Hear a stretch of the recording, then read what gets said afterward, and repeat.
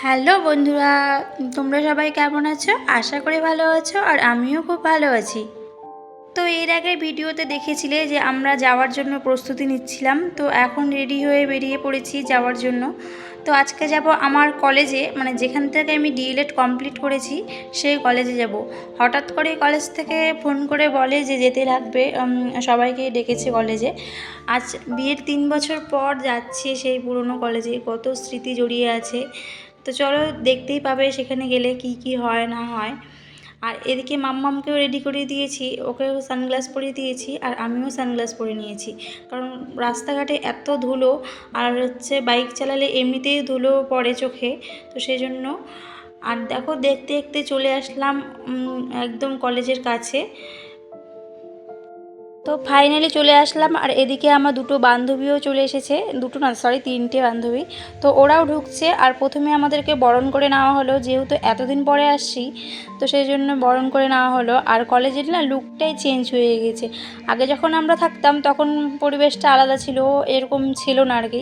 এখন সব কিছু নতুন তৈরি হয়েছে, কালারও করেছে নতুনভাবে সমস্তটাই আর কি। তো পুরো লুকটাই চেঞ্জ হয়ে গেছে আগের থেকে। তো আমরা যখন থাকতাম তখন এরকম ছিল না কোনো কিছুই। তো বেশ ভালো লাগছে, এত বছর পর আসলাম। আর এই যে আমার রুমমেট, এর সাথে আমি 2টা বছর কাটিয়ে দিয়েছি। আর এরও বিয়ে হয়ে গেছে, আর এর বিয়ে হচ্ছে বালুরঘাটে। আর চলে আসলাম এই যে প্রথমে যেখানে স্যার ম্যামরা থাকে আর কি, সেই রুমের এখানে। আর এখানে সবার প্রথমে সিগনেচার করে নিতে হচ্ছে। আর এই যে এখানে দেখছো এত ছবি টবি সমস্ত কিছু, এখানে স্যার ম্যামরা থাকে। আর এবার চলে আসলাম যেখানে আমাদের মেন আতিথেয়তার ব্যবস্থা করা হয়েছে। দেখো পুরোটাই বেলুন দিয়ে খুব সুন্দরভাবে সাজিয়েছে। আর যখন আমরা ঢুকছিলাম তখন ফুল ছেটানো হচ্ছিল। তো এর আগে প্রথমে একবার যারা ঢুকে গেছে তাদেরকে ফুল ছিটিয়েছিল। তো আমরা একটু দেরিতে করে আসছি, সেজন্য একটু লেট হয়ে গেছে। তো দেখো ওরাও ঢুকে গেল। আর এই যে ছোট ছোট বোনেরা, এরা আমাদেরকে বরণ করে নিল। আর এখানে অনেক বছরের 2012 সাল থেকে 2024 সাল অবধি সবাইকে ডাকা হয়েছে, যারা যারা ডিএলএড পাস করে গেছে। অনেক পুরনো দাদা দিদি আছে আমাদের পরের ব্যাচের, আমাদের সামনের ব্যাচের, আরও তার আগের ব্যাচের। তো সবাইকে খুব ভালোভাবে আতিথেয়তা করে বসানোর ব্যবস্থা করা হয়েছিল। আর এখন ছোট ছোট বোনেরা রবীন্দ্রসঙ্গীত দিয়ে স্টার্ট করবে আর কি, উদ্বোধন করবে। তো দেখতে থাকো, আশা করি তোমাদের ভিডিওটি ভালোই লাগবে।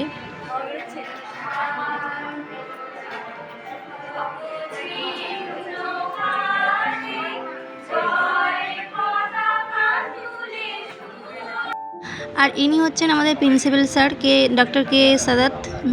আর ইনি এখন মানে যেই কারণে ডেকেছেন সেই টপিকটা নিয়ে আলোচনা করছেন। একটা অ্যাসোসিয়েশন তৈরি হবে, সেই অ্যাসোসিয়েশনে আমরা সবাই কীভাবে পার্টিসিপেট করব, কীভাবে এটা দেশের মধ্যে ছড়িয়ে পড়বে, সেই রকম বিষয় নিয়ে আর কি আলোচনা করেছেন উনি। ওই জন্যই এত ছাত্রছাত্রীদেরকে ডেকেছেন। আর এখানকার মধ্যে অনেকেই চাকরি পেয়ে গেছে, আবার অনেকে চাকরি পায়নি, চাকরির জন্য প্রিপারেশনও নিচ্ছে। তো সবাইকে সব মিলিয়ে প্রথমে ইন্ট্রোডিউস করা হলো কে কী করছে বর্তমানে।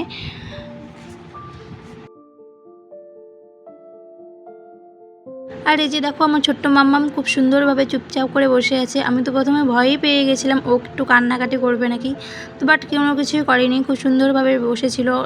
এত লোকজন দেখে খুব আনন্দই পেয়েছিল। তো স্যার অনেকক্ষণ ধরে বললেন আর কি অনেক কিছুই অ্যাসোসিয়েশন সম্পর্কে। তো ওই যে দেখছো ওটা হচ্ছে কিচেন রুম, ওখানেই আমরা আগে খেতাম আর কি। আর এখন চলে যাচ্ছি আমরা যে ভবনে থাকতাম আর কি, মেয়েদের হোস্টেলের দিকে। তো সমস্ত কিছুটা না আগের থেকে চেঞ্জ হয়ে গেছে অনেকটাই। তো এই যে দেখো চলে আসলাম আমাদের হোস্টেলে, ওই যে সামনে রুমগুলো দেখতে পাচ্ছ ওইখানে আমরা থাকতাম আর কি। আর এখন চলে আসলাম খাবারে, লাঞ্চের ব্যবস্থা করা হয়েছে। দেখো কত দাদা দিদি সবাই খাচ্ছে আর কি। আর এখানে না খুব নিয়ম মাফিক খাওয়া দাওয়া করা হতো। যখন আমরা আসতাম সবাইকে ওড়না নিয়ে আসতে হতো আর কি, ওড়না পরে। তো দেখো এদিকে মাম্মামও খাচ্ছে আর কি। তো আজকে লাঞ্চে ছিল ডিমের ঝোল, ভাত, আর হচ্ছে একটা সবজি, আর হচ্ছে পাঁপড় ভাজা আর ডাল। তো মাম্মামের প্রচণ্ড খিদে পেয়ে গেছিলো, আর বাড়ি থেকে ওকে ভাত খাইয়ে নিয়ে আসছিলাম, কিন্তু এখানে তো ভাতের ব্যবস্থা ছিল না। তো ওকে ওই যে দুধ, হরলিক্স এগুলোই খাইয়েছিলাম। তো ভাত তো খেতে পারে না সেরকমভাবে ও, তো সেই জন্য আর কি একটু ডিম খেয়ে নিল। তো দেখো এখন আমরা বেরিয়ে পড়েছি আর কি বাড়ির দিকে। এখন বাজে 5টার মতো আর কি। তো ফাইনালি চলে আসলাম বাড়িতে। আর চোখ মুখের অবস্থা দেখো আমার একদম কীরকম হয়ে গেছে। আর এদিকে মা ব্যাগ গুছাচ্ছে। মা যাবে কালকে আমার ননদের বাড়ি, ছোটো ননদের বাড়ি। ননদের শরীরটা ভালো নাই, সেই জন্য। আর এখানে আমি রাতের খাবার বানাচ্ছি, সোয়াবিন আলুর তরকারি করব, আর হচ্ছে ভাত করব। আর সাথে রুটি তো হয়ই আমাদের বাড়িতে, প্রতিদিনই রুটি করতে লাগে, কারণ বাবা রুটি খায় আর তোমাদের দাদাভাইও রুটি খায়। আর সন্ধ্যাবেলা তোমাদের দাদাভাই হচ্ছে মিষ্টি আনতে গেছিলো, কারণ এখান থেকে মিষ্টি নিয়ে যাওয়া হয়। আর এখানকার মিষ্টিটা খুব বেশি ভালো খেতে আর কি। আর ওখানে না মিষ্টি সেরকম ভালো পাওয়া যায় না, আর কেজি দরে ওখানে বিক্রি হয় আর কি। আর বেশ খেতে ভালোও না, তাই এখান থেকে মা আবার নিয়ে যায় মিষ্টি।